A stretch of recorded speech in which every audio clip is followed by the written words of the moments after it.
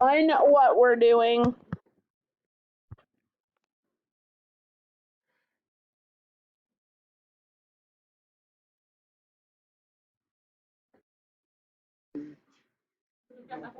But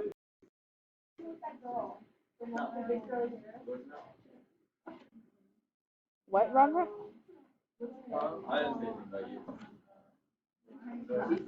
Yes, I mean.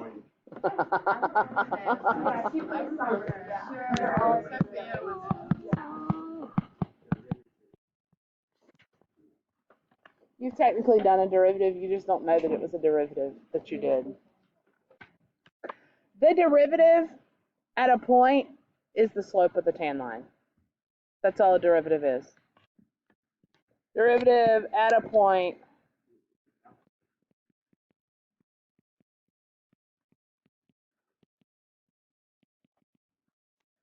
So I guess I should ask you, how do we find the slope of the tan line at a point? Yep. The limit as h approaches 0 of f of x plus h minus f of x over h. And what we did was we plugged in some value for x here to find out that specific point, right? What we are going to do now is we're going to leave the x in there as we go, and we're going to write an equation, a general equation for the derivative so that we can plug any point in, okay? What does it look like? Well, if I start with f of x, I'm going to give you some notation so y'all hang tight. This will come up all the time. They're used interchangeably. I could go into all the, bless you, was that you? There's a big debate. Newton discovered calculus. No, anyway, it doesn't matter. There's different notations for it, okay? But for the derivative, we will sometimes do f prime of x. That's the derivative of x. Or maybe we do dy dx. Those are the two main notations. This is the derivative of y with respect to x. Derivative of y with respect to x, which is important that you know what variable you're taking the derivative with respect to, but we will get into all that a little bit later. We may say, that's if we're defining it as y equals instead of f of x. So if it's y, maybe it's just y prime. In that same sense, dy dx would be the derivative of y with respect to x. All these are exactly the same thing, okay? This equals all of, whichever notation. I think that's, sometimes you can even do dx and then follow it with the f of x, the derivative of, because if you think about fraction rules, this top times top, bottom times bottom. Anyway, you get used to the notation. It's not too hard. These are the most common though, these four. And we'll use them interchangeably.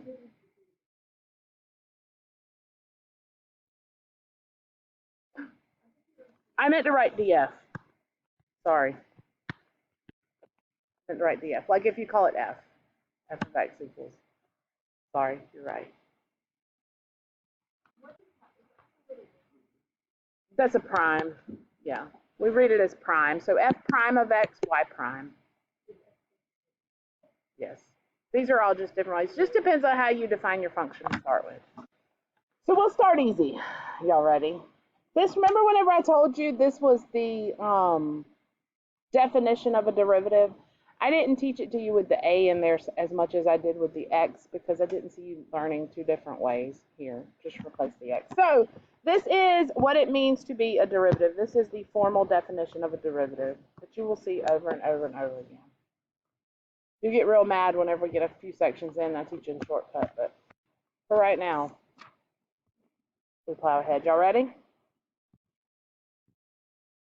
If f of x equals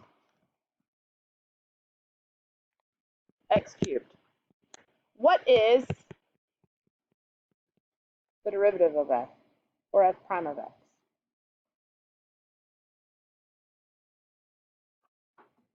This is where you're going to get lost in the algebra. You just get bogged down in that, but other than that, it's not hard. Same thing we've been doing. Y'all ready? The limit as h goes to 0, f of x plus h minus what? F of x over h. If you did well in the last unit, this should be a piece of cake for you, right? Well, you did do well, Joyce. So the limit is h goes to 0 of, I've got x plus h to the third minus x to the third over h. And I need to manipulate it so that I can get the h out of the bottom. The whole point is that I can plug in the 0 for h and simplify. Gross on x plus h to the third, right? Because x plus h to the third, I'm going to need to do x plus h squared and then multiply it by x plus h. X squared, remember, just put them together and double them. You don't have to go through all that foiling on that. Plus h squared. Now to the x plus h. Am I going too fast? It's a lot like what we've already done, right? Sure. All right, I'm going to put an x through to everybody. And I'm going to put an h through to everybody.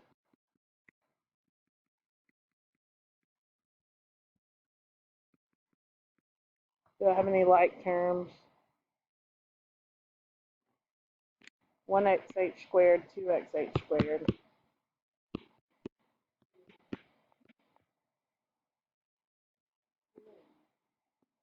One x squared h and 2x squared h.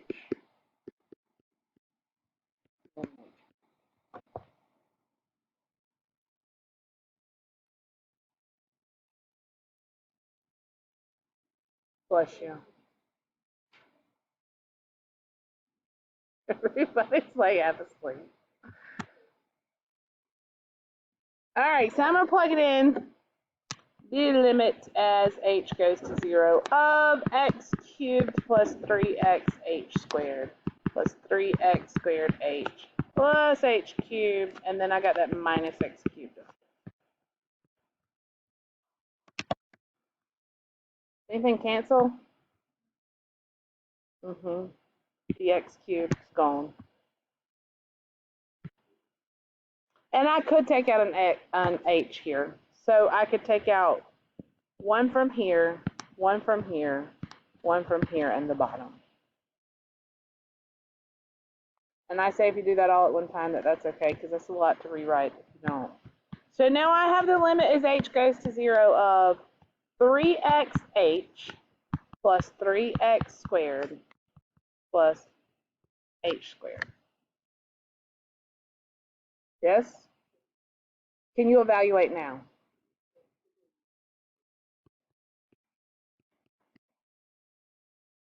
So what does that mean?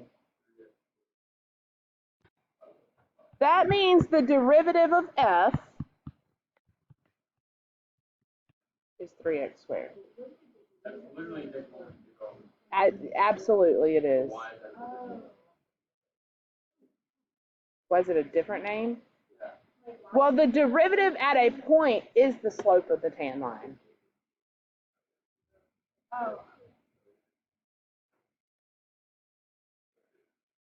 It is. It's exactly what we just did. It's exactly. The only difference is now we're coming up with a general formula instead of the slope at a point. So that I could say, okay, what's the slope of the tan line when x equals 5? Yeah. Right. Any point at all. So this is the general derivative. So now what's the derivative? And we would write it a little bit different. We would say the derivative when x equals 5 might look like this, right? Or does look like this. Well, then I know that that's 25 times 3. That would just be 75. What's the derivative at 0?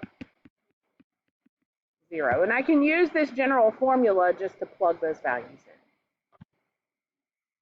Y'all okay? Shall we do another or no? You get how to do it? Okay. Well, there's one more thing. Okay. So a few years ago, they started testing on an alternate derivative definition. I know, and I've never, it wasn't a thing whenever I went through, like it was a thing that you could learn it, but it was never tested specifically. Now it's tested specifically, so I need to make sure you know it and can recognize it. The most I've seen it is a question, multiple choice, which one of these is not a derivative, and then you would have to pick the one. But anyway, the alternate definition of a derivative at a point, at a specific point. Now, you can still use that difference quotient. That was the difference quotient, right? But the alternate definition says that, now if I do it like this, do you know what it is I'm asking? The derivative at A, right? Like here, it's just, right, it's at a specific point. So this is when you're asked to find the derivative at a specific point, okay? This is the specific point. It is the limit as x goes to A of f of x minus f of A over x minus A. Yes. This is the difference quotient, but at a specific value. This is the same thing. You will get the same thing as going f of A plus h minus f of A over h, going to 0. Well, the reason I have to show you is they added it as a standard.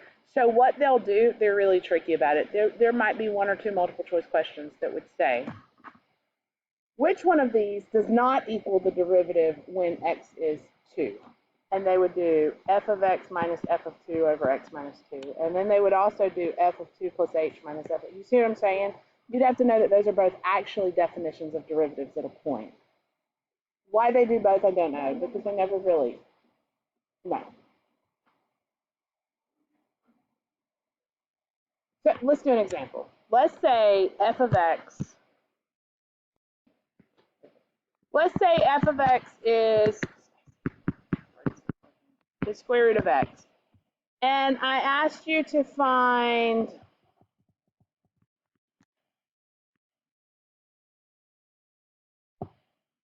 I don't know, f prime of 3. And to use the alternate definition to do that. Well, then f prime of 3 is just going to be the limit as x goes to 3, right, of f of x minus f of 3 over x minus 3. All I did was took this definition, and everywhere there was an A, I replaced it with 3.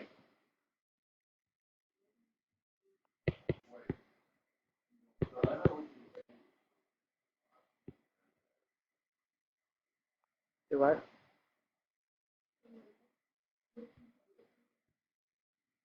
X is going to approach whatever value you're plugging in. So those limits change a little bit. So now f of x is square root of x. F of 3 is square root of 3.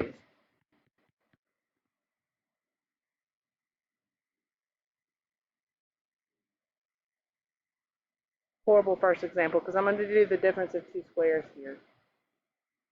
I need to get x minus 3 in the top, right?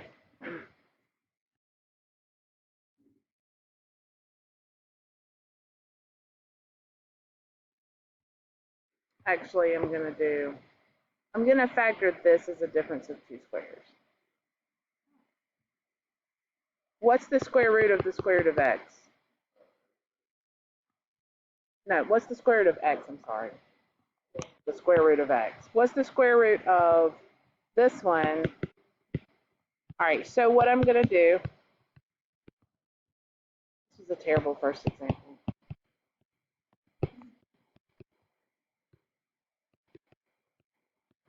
Agree or disagree that that is factored out?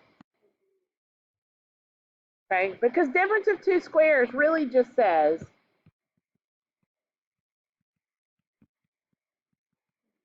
and since it wasn't a perfect square, I just threw a square root on it, right?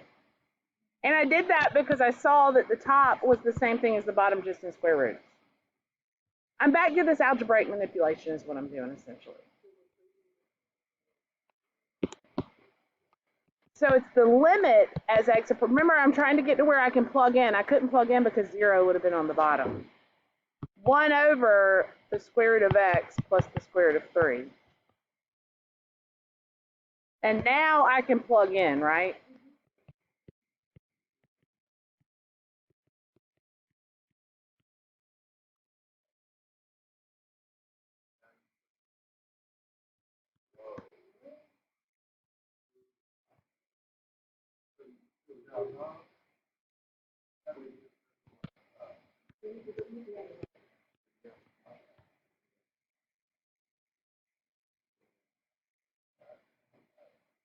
That was a terrible first example for the alternate definition.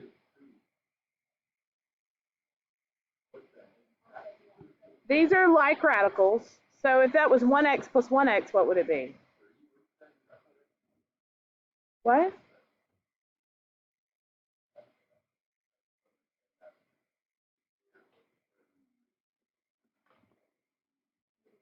You're talking about the one on top? Well, this would be perfectly acceptable. Somebody just said get this radical out of the bottom. If it's multiple choice, this is going to be your answer. If it's some type of FRQ, then, I mean, you're fine to leave it. Heck, you're fine to leave it like that.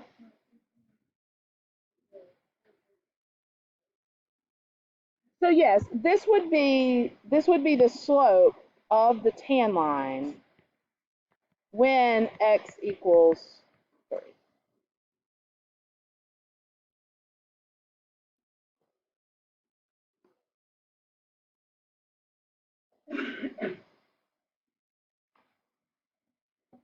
I think that's all I got. Unless I don't want to get into graphs today because graphs, that'll give you time to do your work in class too. So you don't have.